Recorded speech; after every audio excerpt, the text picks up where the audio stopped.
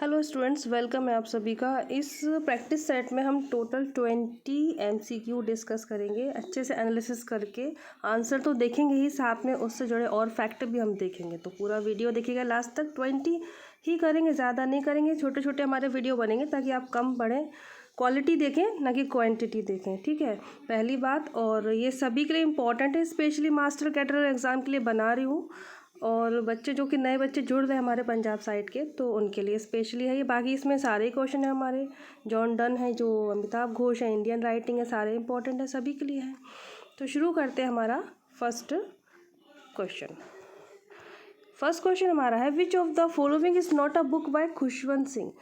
तो हमारे जो सिलेबस में खुशवंत सिंह है, खुशवंत सिंह की इसमें से कौन सी बुक नहीं है।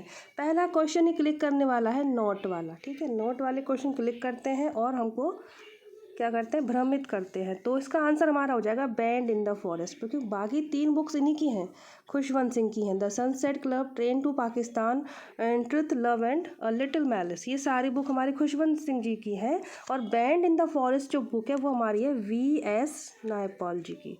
ये भी हमारे सिलेबस में है, VS नायपाल भी है। तो यदि आपने VS नायपाल पढ़ लेंगे तो भी आप इस आंसर का टिक कर सकेंगे, है ना। तो और खुशवंत सिंह जी की लाइफ के बारे में बता दें कि इनका जो जन्म है 1915 में हुआ था पाकिस्तान, और मृत्यु हुई थी इनकी 2014 में दिल्ली में।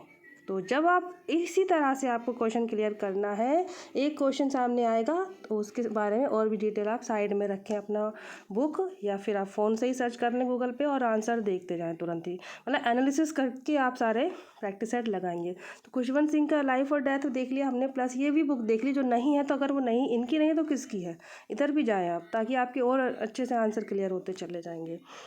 और सेकंड क्वेश्चन हमारा, बिसाइड लिटरेचर टैगोर, यहाँ रविंद्रनाथ टैगोर जी की बात चल रही है।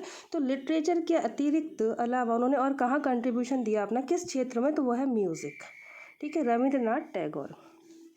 और ये देख लेते हैं उनके बारे में। रविंद्रनाथ टैगोर का जो जन्म है 1861 में, इनकी लाइफ है, लाइफ स्पान है 1861 टू 1941, इतना इनके बारे में हो गया। और कोलकाता में जन्म हुआ था इनका, कोलकाता में ही मृत्यु हुई थी, ये इनके बारे में हो गई इतनी बात। और म्यूज़िक, लिटरेचर के अलावा म्यूज़िक में इन्होंने हाथ आजमाया। और रविंद्रनाथ टैगोर जी पर ही एक मूवी बनाई गई थी, जिस थर्ड क्वेश्चन पे आ गए हम लोग, the home and the world. ये मूवी जो है रविंद्रनाथ टैगोर जी के लिए, the home and the world, तो ये मूवी बनाई थी सत्यजीत रे ने। नेक्स्ट हमारा क्वेश्चन है बहुत इंपॉर्टेंट, द शैडो लाइन्स। अब इस क्वेश्चन को हम कितनी तरह से, इसी एक क्वेश्चन से हमारे सामने 5 क्वेश्चन तैयार होने वाले हैं, देखते हैं कैसे। The shadow line is a novel, novel है, पहला तो ये है, जेनर क्या है इसका, नॉवेल है, या फिर कुछ और भी हो सकता था, ड्रामा, प्ले, नहीं, ये नॉवेल है। किसकी है, आंसर इसका सी, अमिताभ घोष जी की है।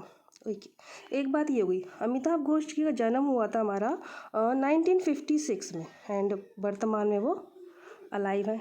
अब ये हम क्यों पढ़ रहे हैं, देखो सारे ही इम्पोर्टेंट पोइट या राइटर, एसेइस्ट हम वही पढ़ते हैं, स्पेशली हमारे सिलेबस में वही लोग रखे जाते हैं, वही राइटर जो कि अवार्ड विनिंग होते हैं, ठीक है। टैगोर जी को तो हम बिल्कुल सबसे ऊपर ही रखेंगे, ये नोबेल पुरस्कार विजेता है ये तो, ठीक है। तो अमिताभ घोष जी जो हैं, इनको ज्ञानपीठ मिल चुका है, पद्मश्री मिल चुका है, साहित्य अकादमी अवार्ड भी मिल चुका है, इतने अवार्ड के ये विनिंग है। तो पहले मैं आपको बता दूं, जो इनको मिला है हमारा ज्ञानपीठ अवार्ड, इनको मिला था 54वां, 54th ज्ञानपीठ अवार्ड हमारे अमिताभ घोष जी को ही मिला था, पहली बात। पद्मश्री इनको मिला है 2007 में। और जो इनको साहित्य अकादमी अवार्ड मिला है, साहित्य अकेडमी अवार्ड, वो मिला है इनको 1990 में। अच्छा, अब किस वर्क के लिए मिला है, तो वो इसी वर्क के लिए मिला है, द शैडो लाइन के लिए ही इनको मिला है साहित्य अकेडमी अवार्ड। जब भी ये क्वेश्चन हमारे इस सामने हमारे रखा है, इसीलिए इतना इंपॉर्टेंट क्वेश्चन बन जाता है। शैडो लाइन अवार्ड के लिए इनको अवार्ड मिला, साहित्य अकेडमी अवार्ड 1990 में। और जो शैडो लाइन जो नॉवेल है, ये पब्लिश कब हुई थी, अवार्ड मिलने के जस्ट 2 साल पहले, 1988 में। इतनी बातें हमने खींच ली हमारे इस क्वेश्चन से। और ऐसे ही यहाँ तो हम 20 क्वेश्चन तैयार कर रहे हैं और ऐसे ही सीरीज़ लेकर आएंगे, लेकिन जहाँ कभी भी आप अगर प्रैक्टिस सेट लगाते हो, क्वेश्चन पढ़ते हो, तो इसी तरह से पढ़ना है आपको, ठीक है। और डीप पढ़ना है तो आप बाकी को भी पढ़ लो, इनको भी पढ़ लो, इनको भी पढ़ लो, लेकिन हाँ इस क्वेश्चन से रिलेटेड अगर हमने पढ़ लिया तो इतनी चीज़ें तैयार हो गई। शैडो लाइन पब्लिश हुआ हमारा 1988 में, इसी को साहित्य अकादमी अवार्ड मिला था 1990 में। नॉवेल है ये, अमिताभ घोष है, उनका जन्म 1956 में हुआ।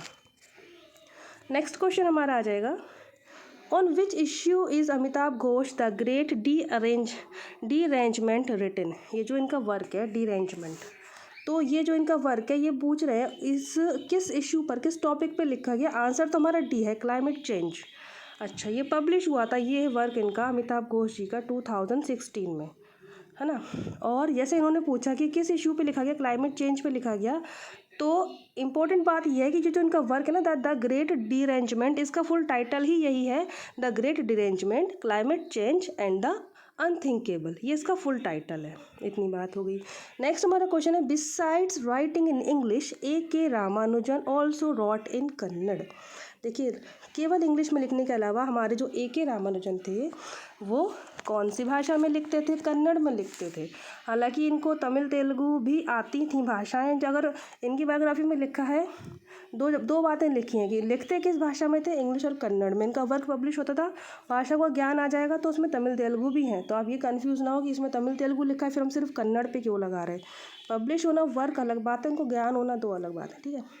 A.K. रामानुजन के बारे में बता दें थोड़ा सा, इनका जो लाइफ स्पान है 1929 से लेकर 1993 तक, यानी कि 1929 में इनका जन्म हुआ है, 1993 में इनकी मृत्यु हुई है।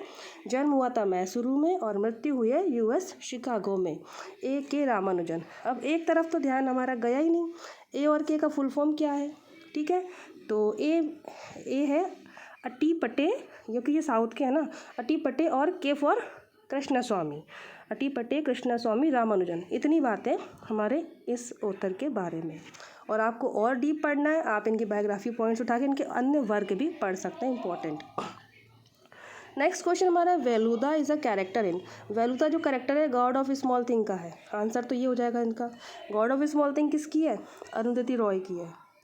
अरुंधति रॉय का ये वर्क है the God of small things, जो कि बुकर प्राइज़ विनर है। ये वर्क को बुकर प्राइज़ मिल चुका है अरुंधति रॉय को इस वर्क के लिए। और अरुंधति रॉय जो है इनका जन्म 1961 में हुआ था, ठीक है। और एक और क्वेश्चन इसी का ही है, अरुंधति रॉय जी का ही है, which award was bestowed upon the novel ministry of utmost happiness. देखिए, ये इनका नॉवेल है मिनिस्ट्री ऑफ अटमोस्ट हैप्पीनेस। तो ये पूछ रहे हैं कि इस वर्क के लिए इनको अरुंधति रॉय को कौन सा अवार्ड मिला, इनमें से तो कोई सा नहीं। आंसर आ जाएगा D, none of the above. Next question भी हमारा अरुंधति रॉय जी का ही है, listening to grasshopper is the collection of essays. Collection of essays है ये, ठीक है, नॉवेल नहीं है, तो पोइट्री भी नहीं है। इतना ये भी जैनर भी हमें हर वर्क का हम देखते चले तो अच्छा रहेगा। लिसनिंग टू ग्रास हॉपर ये कलेक्शन ऑफ ऐसे है अरुंधति रॉय का, आंसर इसका डी हो जाएगा। नेक्स्ट हमारा क्वेश्चन है, Pip is the protagonist of. Protagonist means होता है हीरो, एक नॉवेल का, एक नाटक ड्रामा का हीरो कौन है या मेन कैरेक्टर, प्रोटोगोनिस्ट, तो वो है पिप। अब ये इसका आंसर हमारा हो जाएगा ए। ग्रेट एक्सपेक्टेशंस की बात चल रही है, ये जो वर्क है हमारा ग्रेट एक्सपेक्टेशन, ये चार्ल्स डिकेंस का वर्क है, ठीक है। चार्ल्स डिकेंस इसके ऑथर हैं और ये वर्क है, इसका मेन जो प्रोटोगोनिस्ट है इसके, तो वो है हमारे कौन, पिप। नेक्स्ट क्वेश्चन है, Bloomsbury group was founded by. ये इसका आंसर है वर्जीनिया वुल्फ। वर्जीनिया वुल्फ ने ये ग्रुप फाउंड किया था, इसकी स्थापना की थी। है क्या ये ग्रुप, ब्लूम्सबेरी ग्रुप। तो मैं आपको बता दूं, Bloomsbury group was a group of associated English writers, intellectual philosopher, writer भी थे उसमें, बुद्धिमानी बुद्धिजीवी लोग भी थे इस ग्रुप में, and philosopher and artist in the first half of the 20th century. और टाइम कब का है, first half of the 20th century के समय में ये लोग थे इस ग्रुप में। फाउंड किया था, इसे स्थापित किया था वर्जीनिया वुल्फ ने। और अन्य मेंबर इसमें कौन कौन थे, E.M. Foster, John Maynard, little stretch और वर्जीनिया वुल्फ तो थे ही हमारे, अन्य भी थे। नेक्स्ट हमारा क्वेश्चन है sir Roger de Coverley. Sir Roger de Coverley character है, कहाँ है कैरेक्टर है, इसको किसने क्रिएट किया था, मतलब किसके वर्क में ये कैरेक्टर हमको मिलेगा, जोसेफ एडिसन। इसका आंसर हो जाएगा हमारा क्या, जोसेफ एडिसन। नेक्स्ट क्वेश्चन हमारा आ जाएगा the scholar Gypsy. The scholar Gypsy is a long poem. ये लॉन्ग पोएम है, पहला तो जैनर हमारे सामने ही लिखा है कि क्या है, तो इस जैनर लॉन्ग पोएम है और ये एक वो है ये एलिजी है एक, और इसका आंसर पहले तो बता दें हम आपको, मैथ्यू अर्नोल्ड है।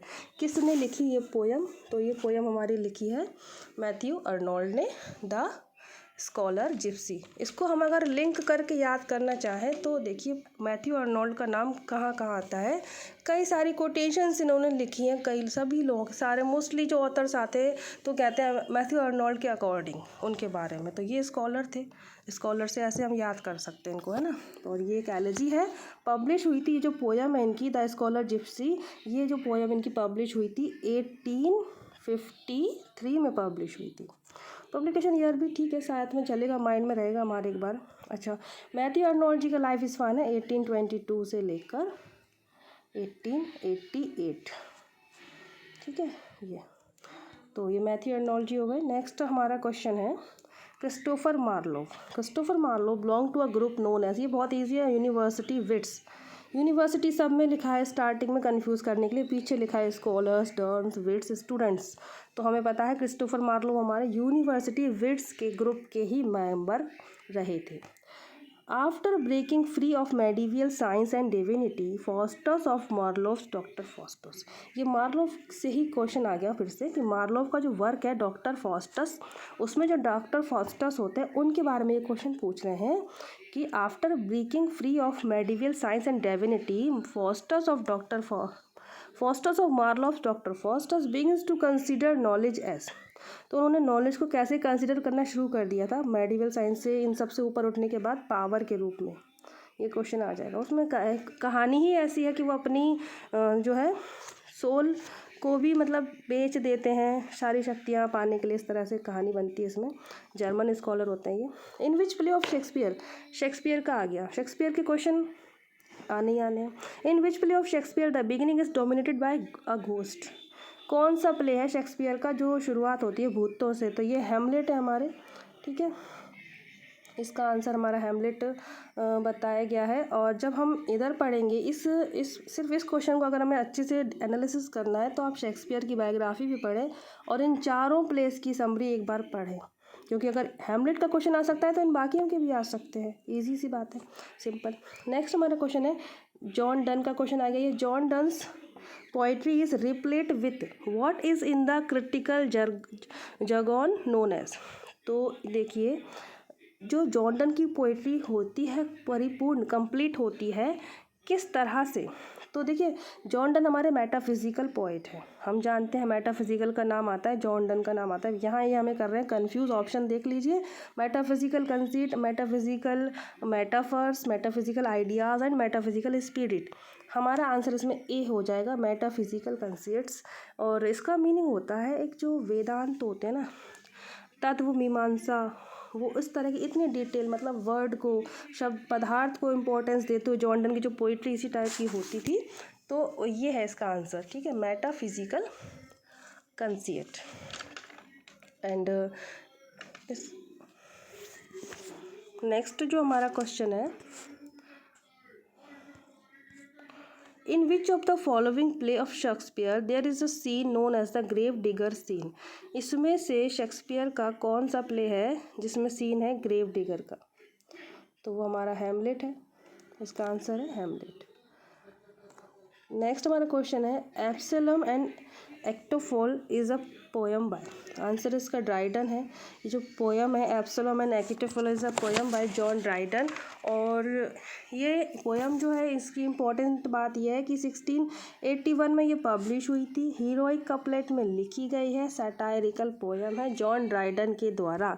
जॉन ड्राइडन का लाइफ स्पान है 1631 to 1700, ऐसे ही आप और भी इस क्वेश्चन से कई चीज़ें खींच सकते हो, आप बाकी भी देख लो। अलेक्जेंडर पोप लिखा है ऑप्शन ए में, मार्लो स्पेंसर लिखे, इनकी भी लाइफ स्पान आप ऐसे ही खींच सकते हो एक क्वेश्चन से। In which country does Samuel Richardson belong to? Samuel Richardson जो हमारे ब्रिटिश पोइट हैं, ब्रिटिश राइटर हैं, तो ये हमारे कौन सी सेंचुरी को बिलोंग करते हैं? 18th। अब आप इस क्वेश्चन से समझ लो कि अब हमें सेंचुरीज भी रखनी है ध्यान, हर पोइट की, हर ऑथर की। सैमुअल रिचर्डसन की 18 है, ऐसी बाकियों की भी देख लीजिएगा, है ना। जहाँ भी आप एक पेज पे नोट्स बनाए, सारे के नाम लिख के उनके सामने लाइफ स्पान लिखें उनका, और सेंचुरी भी लिख लें कौन किस सेंचुरी से बिलोंग करता है। एक क्वेश्चन से हमारे मन में कई सारे क्लिक होना चाहिए, ना कि सिर्फ हम उसको उस क्वेश्चन को उसी के लिए पढ़ें, नहीं, ऐसा नहीं होता है। अच्छा, इनका लाइफ स्पान है 1689, सैमुअल रिचर्डसन का 1689 में जन्म हुआ इनका, एंड 1761 में मृत्यु हुई। तो तभी तो ये 18th सेंचुरी के कंसीडर किए जा रहे हैं ना। और यूके में ही इनका जन्म हुआ है, यूनाइटेड किंगडम में ही इनकी मृत्यु हुई है। ब्रिटिश राइटर हैं ये हमारे। तो हमारे हो गए कितने टोटल? 20 क्वेश्चन हमने डिस्कस किए हैं। कम क्वेश्चन ही रखेंगे, ज़्यादा रखेंगे तो हमको समझ में नहीं आएगा, ऊपर से जाने लग जाता है, इसीलिए कम क्वेश्चन और अच्छे से उसको पढ़ते हैं। Thank you for watching this lesson students. खुश रहिए, पॉजिटिव रहिए। जय हिंद।